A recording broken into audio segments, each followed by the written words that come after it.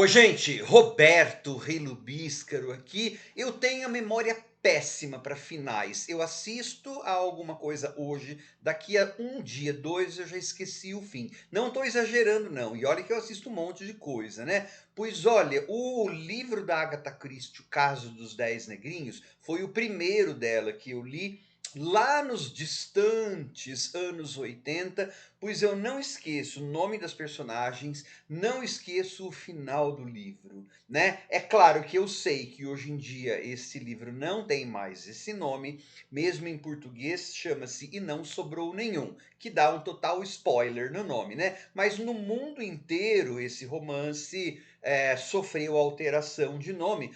Por exemplo, porque o título original na Inglaterra, em vários países europeus, foi Ten Little Niggers, né? Que era o nosso aqui, Caso dos Dez Negrinhos. Esse nome, por exemplo, nunca foi usado nos Estados Unidos, porque a palavra nigger é muito ofensiva por lá há muitas décadas. Então lá foi chamado de Ten Little Indians.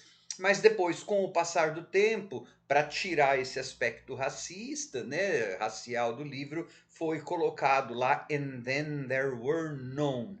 E que é a mesma coisa que nosso em português, não sobrou nenhum. Ok, quando esse livro foi transposto para as telas, e várias vezes ele já foi transposto para as telas, primeira vez em 1945, inclusive pelo René Clair, sempre sobravam pessoas. Né? E não sobrava nenhum, mas sempre sobravam pessoas. Por quê? Porque basicamente as adaptações, especialmente as de língua inglesa, eram feitas a partir da peça de teatro, tá? Existem pelo menos duas adaptações teatrais desse livro. Uma, inclusive, escrita pela própria Agatha Christie, mas o final é mais cor-de-rosa. Pois bem, gente, no YouTube, agora, na primeira semana de maio de 2025, eu assisti a versão soviética, lá de 1987, que ela não só mantém o nome Caso dos Dez Negrinhos, como ela não é baseada na peça, ela é baseada muito, muito fielmente no livro. Então não sobra ninguém mesmo para contar a história, e as mortes que a Agatha Christie pensou, inclusive os suicídios, estão no filme. Não é gore, mas o clima é bem soturno. O clima e a cópia que está no YouTube, ela não é uma das cópias mais brilhosas de filme, de alta resolução. Eu achei ótimo que não seja, porque combina muito bem com a trilha sonora minimalista, com o psicologismo assim super macambúzio, super deprê do filme. A gente não consegue gostar daquelas pessoas, né? Ninguém é edulcorado ali. Só que antes de falar um bocadinho mais sobre esta sensacional adaptação do livro da Agatha Christie, eu gostaria de convidá-los a se inscreverem no canal Robertando, curtir os vídeos, compartilhá-los, agradeço bastante. Um aviso, a cópia que eu vi no YouTube tem legendas em inglês, né? Não são as melhores legendas do mundo, mas é o que tem, eu não entendo russo.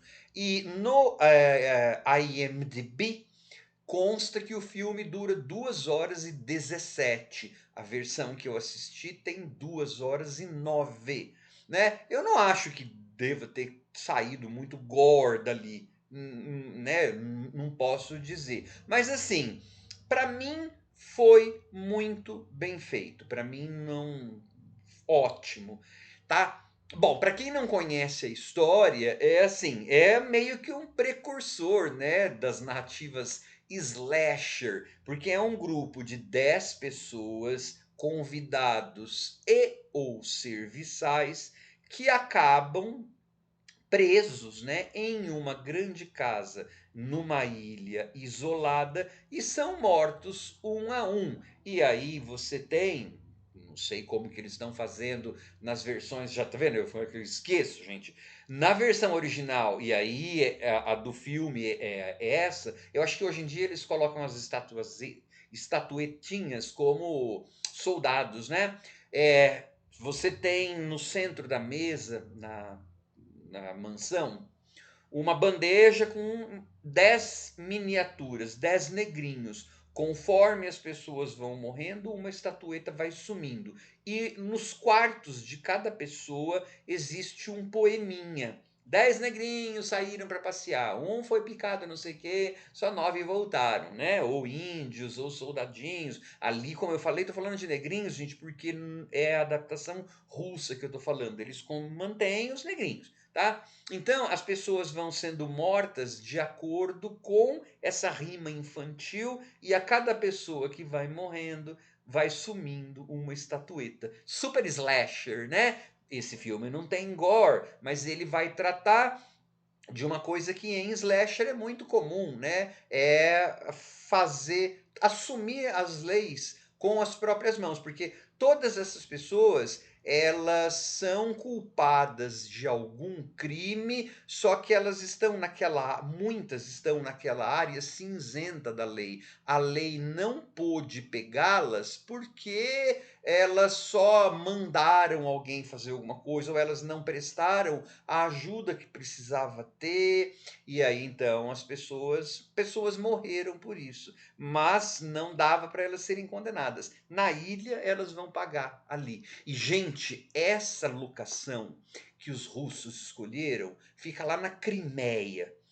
É uma casa, ela é construída numa rocha. Então, você pega assim aquelas pessoas e num mar raivoso, bravio, cheio de ondas, frio, vento, a escada para chegar até ao castelo, ao casarão, escavada na própria rocha, e não tem assim um corrimão, tem tipo de uma corrente assim. Facilmente você despencaria dali, né? É claro que vai ter gente que vai despencar num determinado momento. Então, a ambiência é realmente desoladora. É vento, é frio, é sozinho, né? É triste, e aquelas pessoas, elas não dão risada, elas estão falando em russo, não tem trilha sonora daquelas instrumentais que vão ficar